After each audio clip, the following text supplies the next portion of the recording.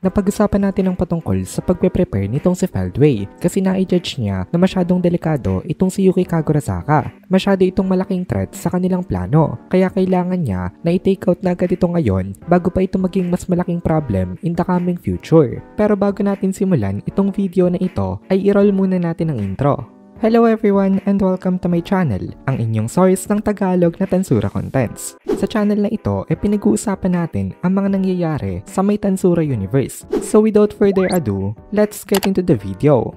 So sinabi nga nitong si Yuki na unfortunately ay hindi niya kayang pakawalan ngayon itong si Leon Cromwell. Kaya itong si Sylvia na daw muna ang bahala dito. Nag-reply naman itong si Sylvia sa kanya na wala daw problema. Ipapakita niya daw sa kanila kung bakit siya ang master sa kanilang dalawa. Nung narinig ito nitong si Yuki Kagurazaka ay na-relieved siya kasi alam niya na pwede siyang magtiwala dito. Kaya ngayon ay humarap na uli siya kay Feldway at inifocus niya na uli ang atensyon niya dito. Hindi na ngayon kayang mang-steal ng another skill nitong si Yuki kasi kailangan niya daw muna na may analyze thoroughly ang Domination King Melchizedek nitong si Cagalli. More importantly, meron nga kasing malaking difference between skill na self-created at skill na ibinigay lamang. Sa case ni Cagalli, mas madali ito nakawin kasi hindi naman talaga ito sa kanya originally nanggaling. Ang mga ultimate skills na naka-engraved sa may soul mismo na na-unlock ng isang individual hindi kayang nakawin nitong si Yuki Kagurazaka kahit na siya nasa kanya pang perfect condition. Ang isang magandang example dito ay yung mga skills nitong si Rimuru. Hindi kayang nakawin ni Yuki yung mga yon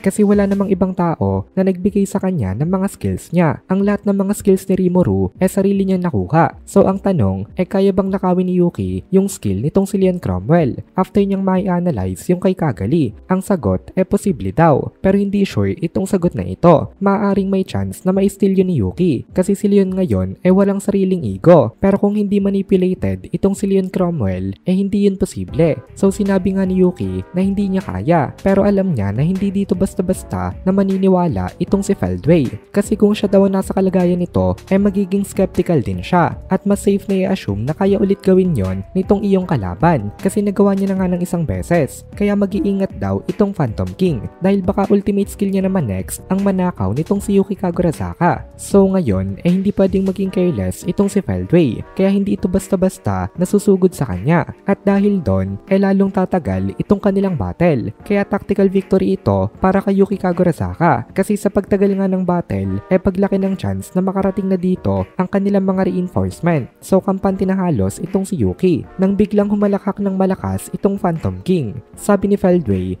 good grief daw. Talagang hindi niya daw pala pwedeng patakasin itong si Yuki Kagurazaka. Kailangan niya daw talaga natapusin ito ngayon din. Nung narinig ito ni Yuki, biglang kinabahan siya at nakaramdam siya ng feeling na para bang nag-fail na itong kanilang current na plano. Kaya ini-analyze uli ni Yuki ang kanilang situation. And base naman sa kanyang analyzation, hindi naman ganun kasama ang kanilang position. Dahil kahit mag-all out daw si Feldway, kaya naman daw siguro nila na ma-withstand ito for a short period of time. Just enough para makarating itong sila Rimuru dito. Tsaka ngayon, hindi naman kasi mag-isa itong si Yuki Kagurazaka. Kasama niya dito itong mga clowns. Kasi ang kakampi lang naman itong si Feldway dito ngayon itong si Leon Cromwell at currently hinahandle na ito nitong si Sylvia kaya si Feldway na lang talaga na mag-isa ang poproblemahin nila. Pero nagkaroon dito si Yuki ng isang malaking miscalculation kasi hindi niya in-expect ang trump card nitong si Feldway. Biglang nagbigay itong Phantom King ng order. Sabi nito gumising na daw itong si Jahil at patayin daw nito itong si Yuki Kagurazaka. Na-confused itong si Yuki nang dahil dito kasi hindi niya alam kung sino ang inutusan nitong kanyang kalaban. Kasi ngayon nga mag-isa lang naman ito dito nang bigla na lang siyang nagulat kasi nakaramdam siya ng mainit na sensation sa may parting dibdib niya tapos may narinig siya na boses. Sabi ng boses na ito tinawag daw pala siya ni Feldway. Meron daw siya ditong utang kaya hindi siya dito makatanggi pero still hindi niya pa rin daw na-appreciate na maitrato na parang subordinate. Then biglang sumuka ng dugo itong si Yuki Kagurazaka at nung tumingin siya sa dibdib niya may nakita siya na nakatusok na kamay dito. Bigla siyang inatake sa likod nitong si Footman. Tumagos ang kamay nitong si Footman sa kanyang dibdib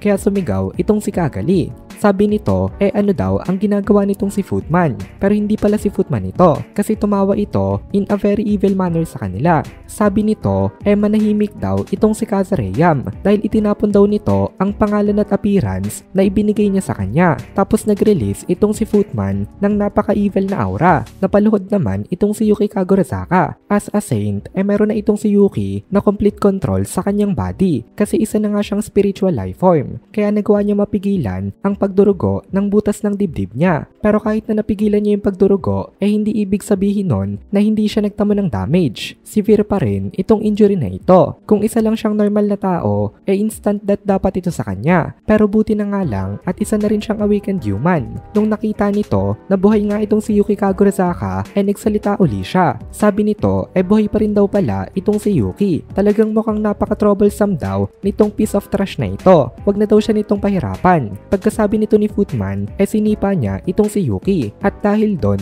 tumalbog ito ng malayo. Itong extraordinary force nitong sipa na ito is strong enough para ma-disable maging itong si Yuki Kagorazaka. Tandaan natin na napakalakas nitong katawan ni Yuki. Kaya ibig sabihin nun, napakalakas talaga nitong power ng kalaban dahil nagawa nga nito na i-disable ang malakas niya na katawan. At dito na muna natin tatapusin itong video na ito. Kung nagugustuhan mo itong mga videos natin, ay please consider joining the membership para mapanood mo na agad ang mga kasunod na part dahil palaging advance ang ating mga members. Also, ay please consider leaving a like at mag-comment ka na din para ma-boost naman tayo ng algorithm.